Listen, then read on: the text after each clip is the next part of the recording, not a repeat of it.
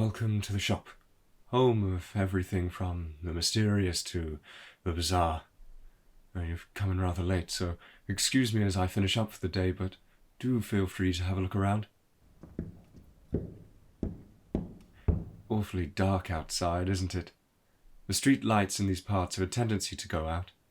Still, nice enough area. You should be untroubled on the walk home. Although, that's not always the case.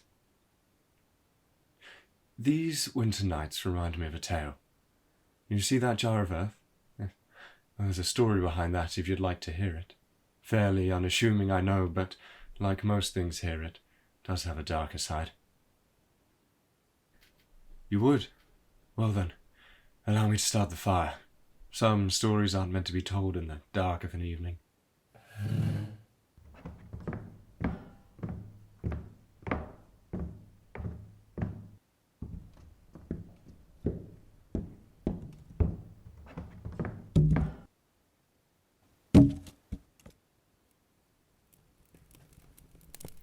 There's nothing special about the jar itself, rather the earth that's in it. You see, the earth inside has a connection to a certain Black Annis, and I dare say her tale is not one for those prone to a nervous disposition.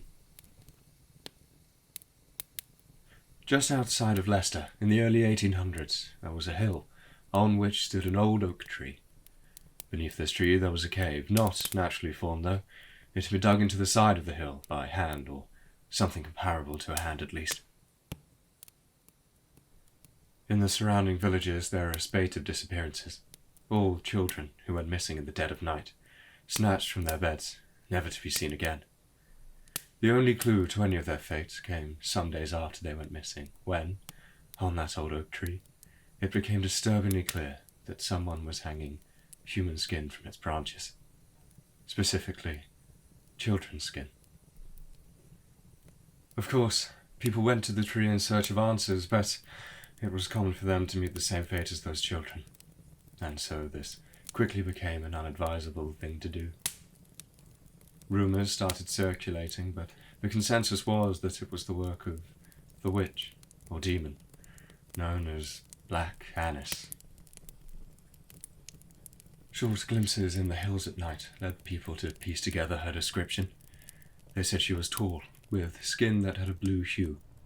Limp yellow hair hung down over her ragged face, which covered her eyes or eye.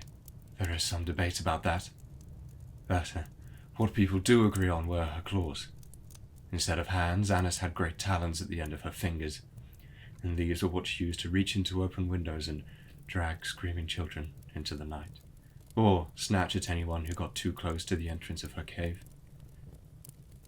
They say that once she had taken a victim into the cave, she would feast on them, draining the poor soul of their blood and then eating the rest.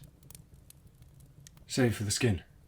As I've already mentioned, she would hang this out on the oak tree above the cave for anyone who dare go near to see. It would probably be the last thing they ever saw, wouldn't it? Quite the sight. After a while, people stopped going near, and they learned to lock their doors at night, so it all eventually stopped. Some say that she has a tunnel that runs from her cave to Leicester Castle. Others say that when a housing estate was built on top of this hill, the cave was filled in. Some years ago, when I went up to visit her haunts, I found that cave, and it had indeed been filled in. The only thing was, there was a hole in the entrance, and disturbed earth pushed outwards from the inside.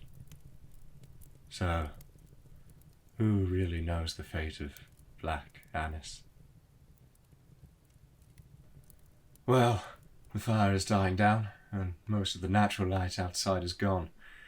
Probably for the best if you hurry home, if you're not going to buy anything, that is.